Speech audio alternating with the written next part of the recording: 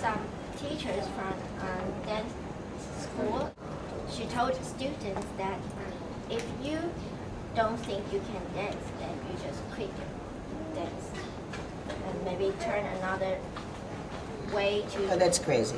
Yeah. Oh, that's crazy. That's crazy because none of us can dance when we begin. That's why we begin, because we can't. So you practice. So you try.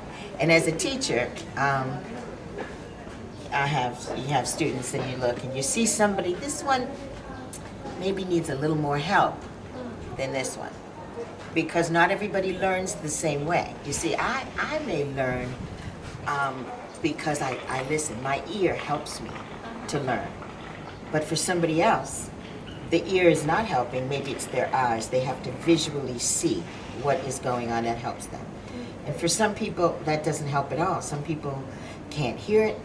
They can't see it. They need you to hold them by the hand and help them physically move, because that's what they need. Everybody needs something different. As a teacher, if you're a good teacher, you can recognize what your student needs and you give that to them. That's a good teacher, and that helps them along. There's no such thing as nobody can learn to do this. We all did. We all learned how to do this. I couldn't do it in the beginning, but somebody helped me. So I get annoyed when I hear about people who have discouraged someone from dancing. And I tell people, look, if that's what you want, if you want to be like the Nicholas Brothers, or like Fred Astaire, or like Savion Glover, practice. Then you need to, because that's an evidence, that's proof of practice. When I think of Sam Weber, do you know Sam Weber? No, I heard. Fabulous dancer. Well, when you want to think about practicing, look at Sam Weber. That's the reason. Practice equals Sam Weber. Perfect example. And we can all acquire that. We have to work hard. It's not easy. Tap dancing is not easy. It's fun, but it's not easy. It's hard. Well, he's just a very disciplined guy. You know, he's just a disciplined kind of guy. And I imagine that all of his life, in whatever it is that he's doing, that's just his person and his discipline. He's very studied. So he also was in ballet, San Francisco Ballet. He was with a ballet company for many years. So, you know, that requires a discipline and a study. He brings that discipline with him to tap dance. Yeah, and so when you see the results of someone, and I just use Sam as an example, there are Jason Samuels, studying all the time. All the time. If Jason were here practicing, he'd be like this. You'd be talking to Jason, and if there was tap dancing going on over here, Jason would talk to you and be going, okay, he got that. He doesn't miss like anything. He catches everything and he practices. He'll take an idea, something he sees that intrigues him, that he likes, that sounds good, feels good, and then he'll go practice that for a long time. And then when you see him on the stage, you see the results of practice. Jason Samuels equals practice. Practice equals Jason Samuels. It's good examples of practice, and I think we should use those examples. People should see what the results of practice are. And anyone who put your time into something and you become good at it, whether you're a dentist or tap dancer. So you have to have a good teacher and to practice yourself and know about yourself and take the tap dance as part of my personality. Yes. And in Taiwan, there's a problem because some people question about the tap dance is not a kind of art. They think they just a normal dance. So sometimes we don't know how to convince those people that tap dance is an art. Definitely is an art. So how would you see about it?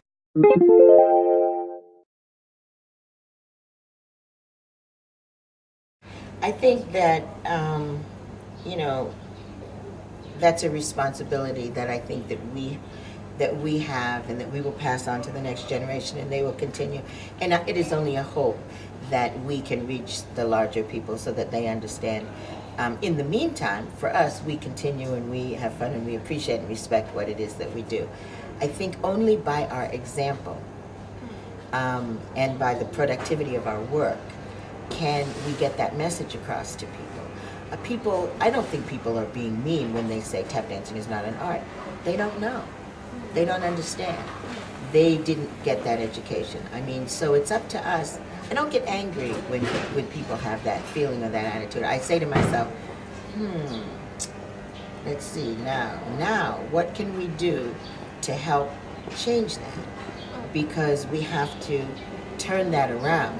I don't blame the people that don't understand, but I feel it inspires me to be more creative about ways that I can bring our message to the people by producing shows, by working in the school systems with young children. I've done some work with fourth graders where the whole year was going to focus on the arts, so that whether it was math or whether their math class would have to do with choruses and bar structure, musical structure, or history in talking about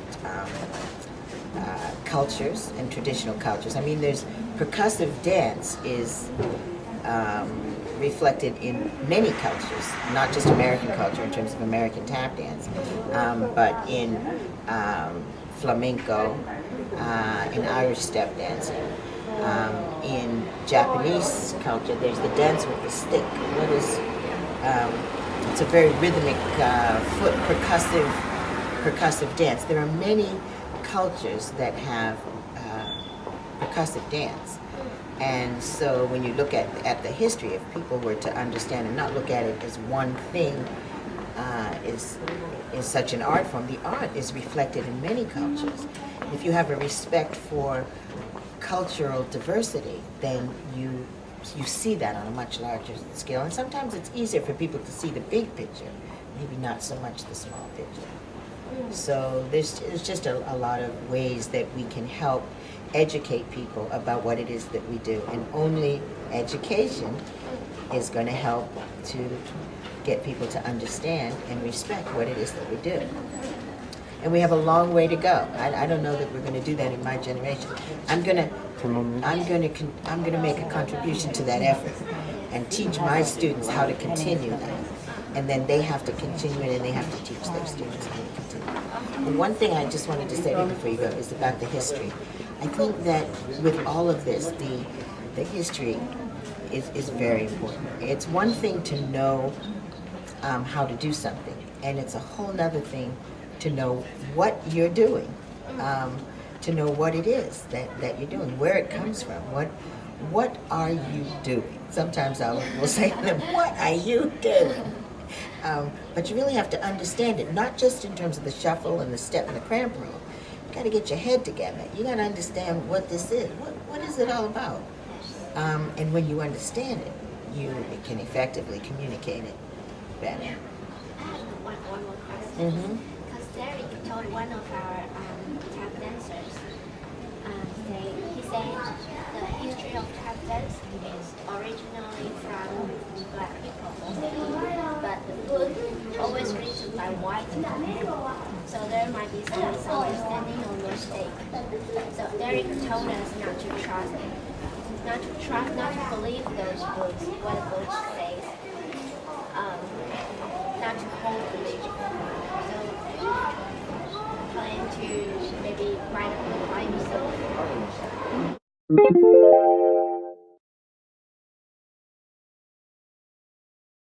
Well, I've just written the foreword in a new book that has come out called Tap Dancing America. It's written by Constance Vallis Hill. Now, Constance, I agree that the history has been somewhat erroneous or maybe misunderstood. I think that I tell a lot of stories, and I can tell the history from my point of view. When I stepped on the scene everything I say forward is the truth as I know it. It's my history.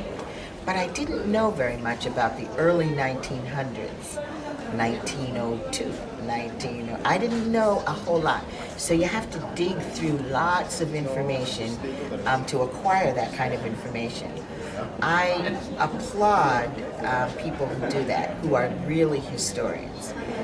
So if you talk to somebody who's going to give you the history, but they're not really a historian, well, then you may not get the facts as accurately as perhaps they are.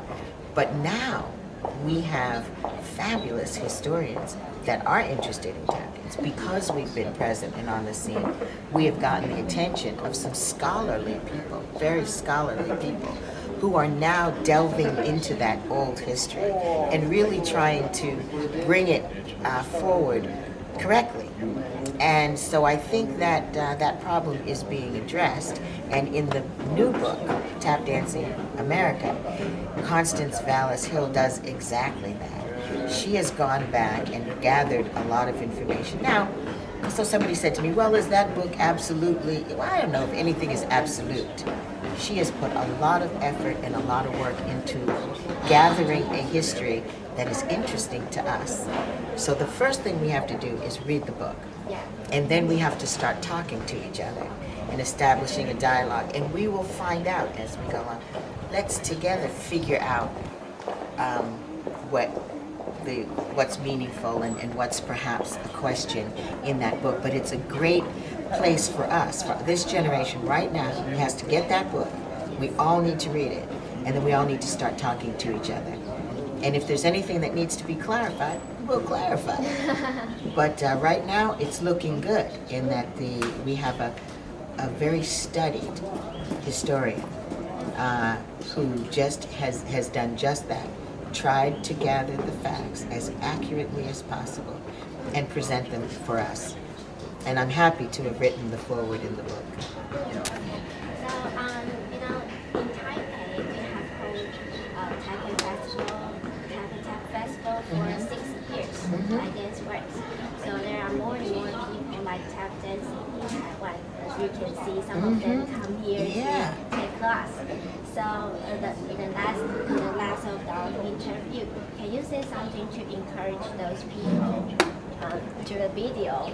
Can you say something to encourage them to keep on this way to work?